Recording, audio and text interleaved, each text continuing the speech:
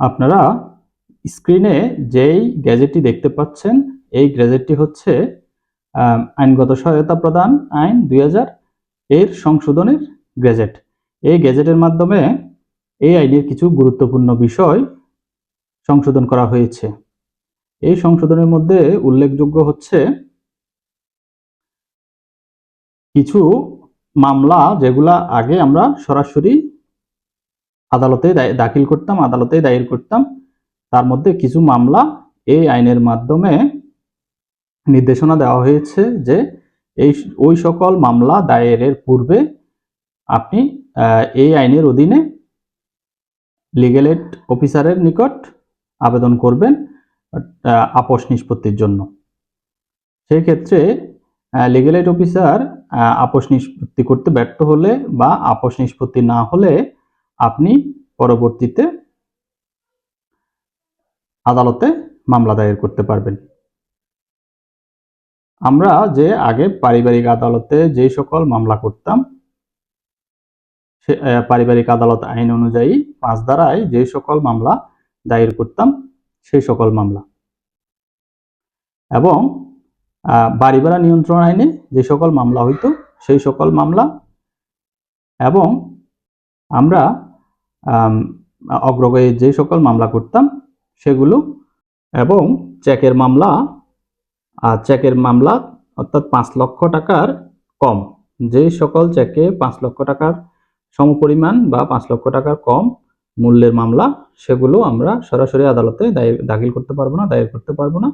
আমরা সেগুলো আগে মধ্যস্থতার জন্য লিগ্যাল এইড অফিসারের কাছে আবেদন করতে হবে। আসুন আমি বিস্তারিত গ্যাজেট থেকে আপনাদের দেখানোর চেষ্টা করতেছি কি কি মামলায় আপনারা সরাসরি আদালতে মামলা করতে পারবেন না। এই আইনের 21 খ ধারায় বলা হয়েছে কতিপয় ক্ষেত্রে বাধ্যতামূলক মামলা পূর্ব মধ্যস্থতা। আপাতত বলবৎ অন্য কোনো আইনে ভিন্নতর যাহা কিছু থাকুক না কেন, মামলার পূর্ব মধ্যস্থতার বিষয়ে এই আইনের বিধানবলী কার্যকর হইবে। এখানে 21 খ এর 1 এ বলা আছে।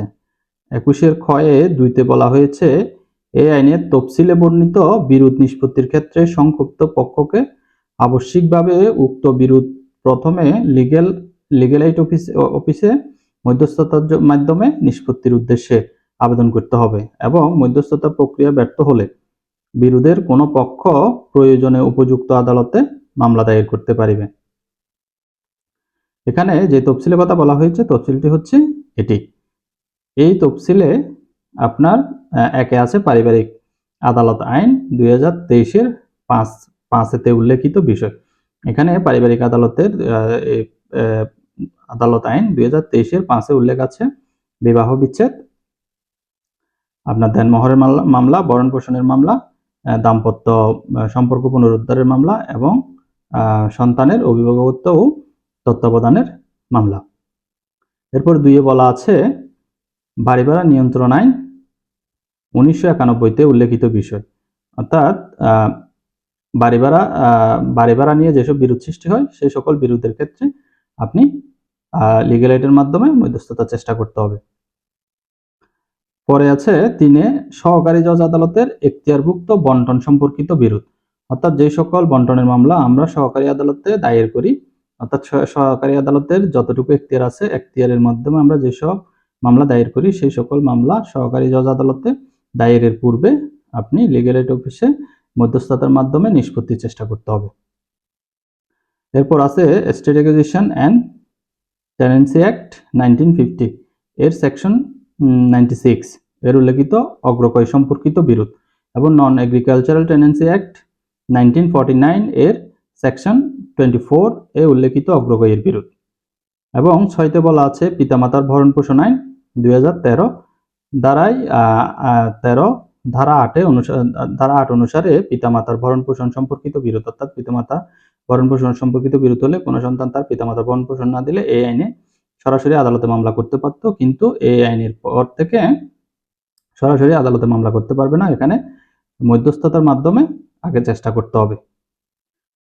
নেগোশিয়েবল ইনস্ট্রুমেন্ট 1881 সেকশন 138 এই বর্ণিত চেক ডিজনার সম্পর্কিত অভিযোগ অনধিক 5 লক্ষ টাকা মূল্যমান চেকের ক্ষেত্রে, অর্থাৎ 5 লক্ষ টাকা পর্যন্ত চেকের মামলা আপনি সরাসরি আদালতে দায়ের করতে পারবেন না। এক্ষেত্রে আপনাকে লিগ্যাল এইড অফিসে আগে মধ্যস্থতার মাধ্যমে এটা নিষ্পত্তি করার জন্য চেষ্টা করতে হবে। তারপর যৌতুক নিরোধ আইন। যৌতুক নিরোধ আইনের 3-4 ধারা আমরা যে যৌতুকের মামলা করি সেই সকল মামলাও এখন সরাসরি আর আদালতে দায়ের করা যাবে না। আগে লিগ্যাল এইড অফিসে আবেদনের মাধ্যমে মধ্যস্থতার মাধ্যমে নিষ্পত্তি করার চেষ্টা করতে হবে। এবং নারী ও শিশু নির্যাতন দমন আইন 2000 এর 11 ঘতে যৌতুকের জন্য নির্যাতন সম্পর্কিত অভিযোগ। এই সকল মামলা আগে আমরা সরাসরি আদালতে দায়ের করতাম। বর্তমানে এই সকল মামলা সরাসরি আদালতে দায়ের করা যাবে না। এই সকল মামলার জন্য আপনাকে প্রথমে লিগ্যাল এইড অফিসে আপনি আবেদনের মাধ্যমে মধ্যস্থতার চেষ্টা করতে হবে। মধ্যস্থতা না হলে সেই ক্ষেত্রে আপনি এখতিয়ার সম্পন্ন আদালতে মামলা করতে পারবেন। আশা করি বুঝতে পেরেছেন এই সংশোধনের মাধ্যমে কি সকল বিষয় সংশোধন করা হয়েছে।